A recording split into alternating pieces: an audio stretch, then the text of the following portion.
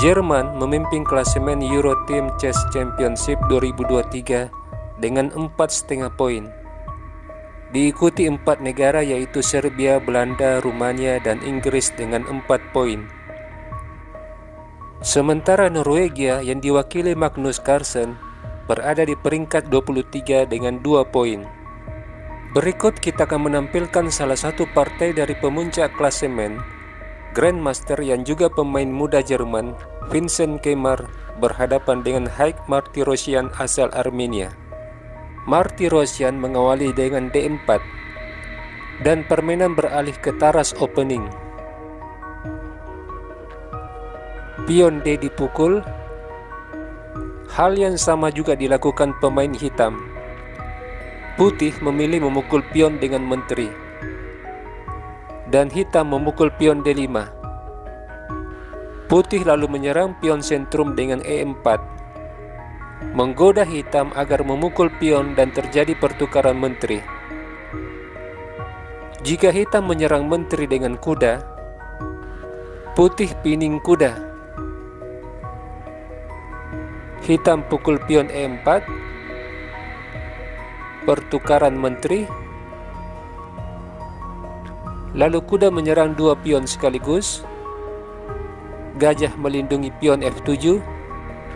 Pemain putih tentu saja melihat jika ia akan memiliki sepasang gajah yang mendominasi jalannya permainan.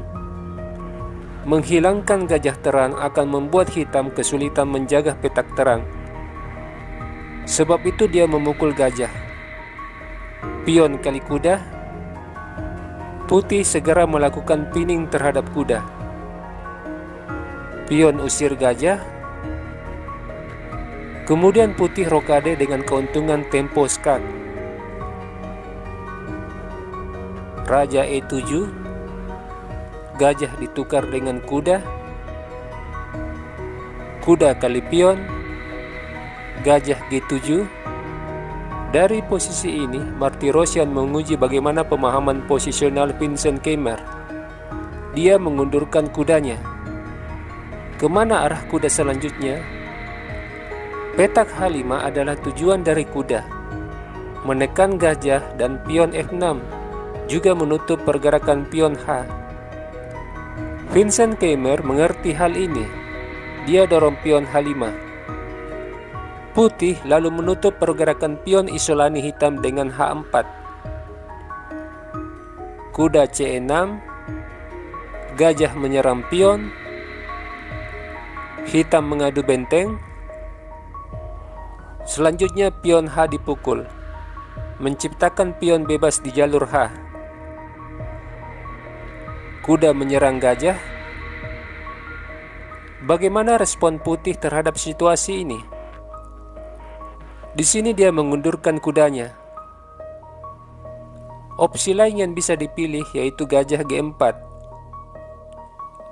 Bila pion usir gajah, kuda kali gajah. Pion kali gajah. Pion H5. Kuda skak. Raja C2. Benteng menyerang pion. Pion F3. Pertukaran pion. Benteng kali pion. Dilanjutkan dengan kuda kali pion. Bila raja kali pion, benteng pining kuda.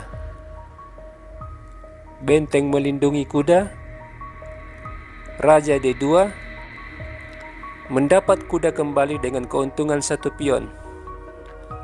Kita kembali ke partai yang sebenarnya. Setelah kuda mundur ke G3, hitam dorong pion F5. Berniat dorong pion ke F4 menyerang kuda. Putih merespon dengan gajah D3. Benteng D6. Raja bergeser. Lalu gajah menyerang kuda. Kuda mundur. Gajah kemudian menyerang pion.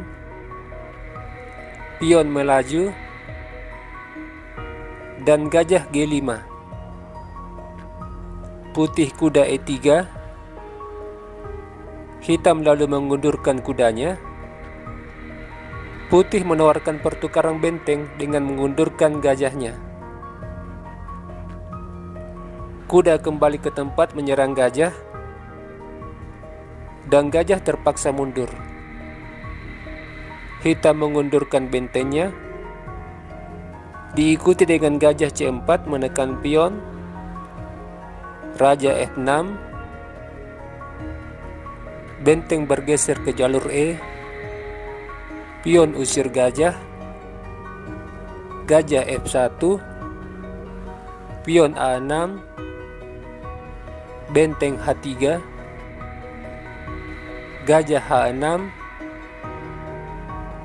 pion A3, kemudian hitam mengalihkan bentengnya ke jalur G. Putih mengembalikan benteng ke tempat semula, kuda B3, Raja C2, kuda C5, F3, benteng D7, pion G4. Hitam lalu melakukan shadowing terhadap raja dengan benteng CD8. Raja menghindar, kuda A4, pion F dipukul, gajah pukul kuda. Dalam situasi ini, pilihan yang terbaik adalah gajah kali pion. Dan setelah pion kali gajah, barulah benteng kali gajah. Meski hitam unggul satu kuda, tetapi jumlah pion dari putih membuat permainan menjadi alot. Tetapi dalam partai ini, Martirosyan melakukan blunder. Dia langsung memukul gajah, dan langsung dimanfaatkan oleh Vincent dengan benteng skak. Raja naik,